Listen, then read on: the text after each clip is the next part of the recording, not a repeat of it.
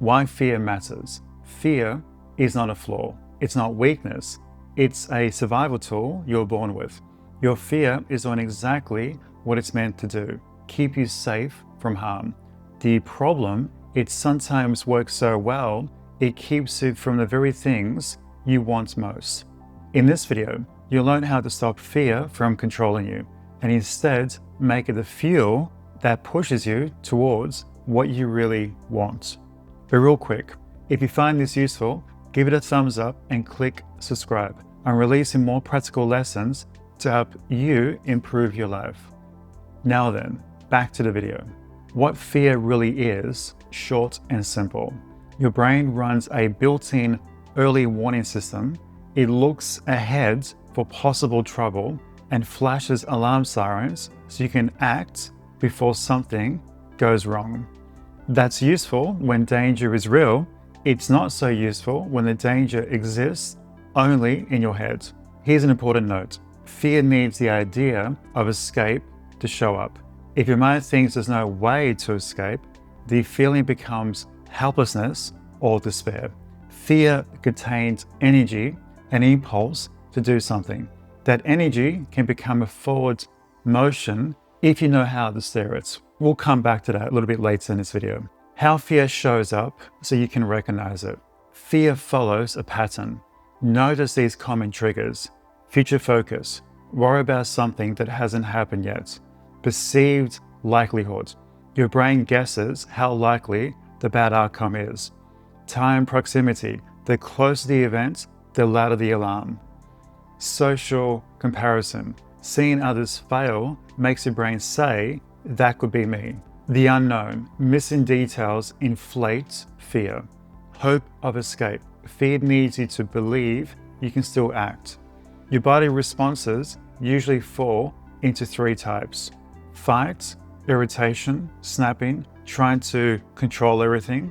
Flee, avoiding, putting things off, canceling. Freeze. Voice goes quiet, mind goes blank, you feel stuck. Here's one example. You've got a job interview next week. A month ago, it felt manageable. Then you watched someone fail miserably in an interview online. Now that memory keeps popping up. As the day gets closer, the alarm gets louder.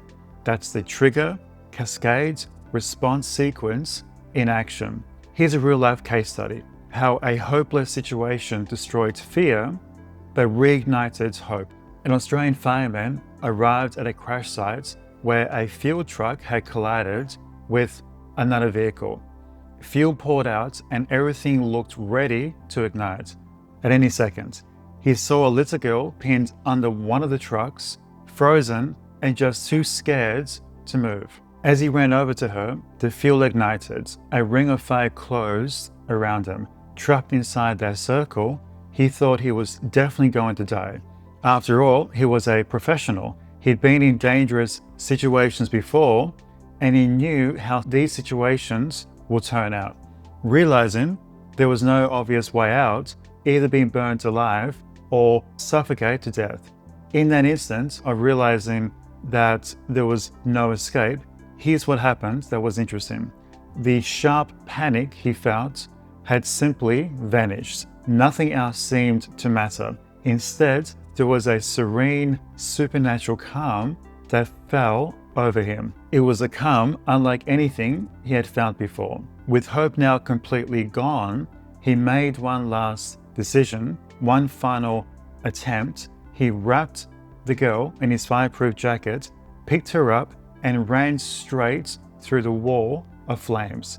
Yes, the fireman survived with major burns, but the girl had escaped with minor burns. Despite the odds of surviving, he acted and he saved a young girl's life. As a side note, I tell this story in sessions a lot. I'm not glorifying harm, of course. After all, he was badly hurt, but the shift in how he made that choice is exactly what I want my clients to notice. So why does this matter?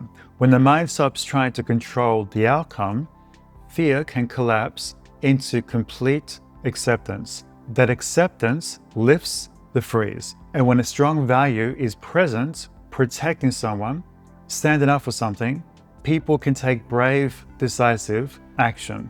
That's the same mechanism behind the acceptance and higher aspiration tools in one's emotional toolkit.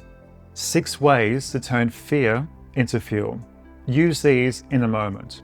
These are short, repeatable tools you can do by yourself in a waiting room or before a meeting. Movement. Release the chemistry. Do 30 to 60 seconds of movement. March on a spot, shake your hands, swing your arms. Movement flushes fear hormones and gives your body an outlet. Grounding. Bring yourself to the present. Use the 5, 4, 3, 2, 1 technique. Name 5 things you see. 4 you can touch. 3 you can hear. 2 you smell. 1 you can taste or feel. This stops future mental spirals and anchors your attention to the here and now. Positive reframing. Change the forecast. Replace the what if I fail loop with a short image of success. See yourself finishing, smiling, breathing out. Hold an image for around 20 to 30 seconds. Your brain will start to believe the possibility of it happening. Past coping recall. Prove you survived before. Say out loud 3 times when you've handled something hard. Try, I managed that before. I can handle this. That simple reminder shifts confidence and body chemistry. Higher aspiration. Give fear a smaller role. Remind yourself why this matters. Link the fear to a bigger value. Family, freedom, meaning, purpose. If the goal matters more than the discomfort, fear becomes a signal, not a stop sign. Acceptance. When escape feels impossible, label the feeling. This is fear, it's uncomfortable, and it will pass. Slow your breath. Acceptance reduces the panic and clears space to choose your next step. Mix and match. Start with movement, then grounding, then a quick reframe or memory. Remember the fireman case. When escape looks impossible, calm acceptance combined with a strong value, such as protecting another, can free someone to take a risky, life-saving action. The 60-second micro practice, something you can do right now. Pause. Breathing for 4 seconds. Then out for 6.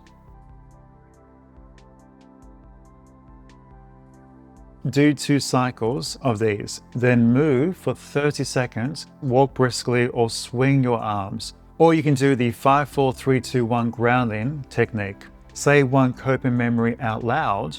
Visualize the successful outcome for 20 seconds.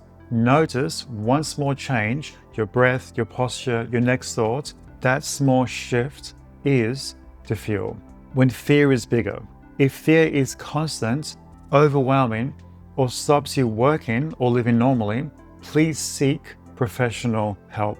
If you have panic episodes, severe avoidance, or thoughts of harming yourself, please contact a clinician or emergency services immediately. These quick tools help everyday fear.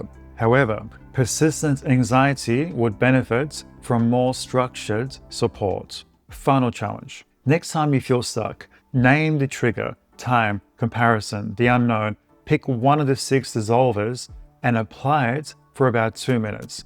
Observe anything that changes. Then comment below with the trigger you spotted and which tool you had used. Again, if you want more short, practical tools like this, subscribe for weekly lessons to help you move forward without getting trapped in fear. And if you're ready to explore how hypnotherapy can help you directly, I invite you to schedule a hypnotherapy telesession or learn more about my 20% discounted hypnosis phone programs. All booking details are in the video description and in my channel bio. This is Marco Acello. Thank you for watching.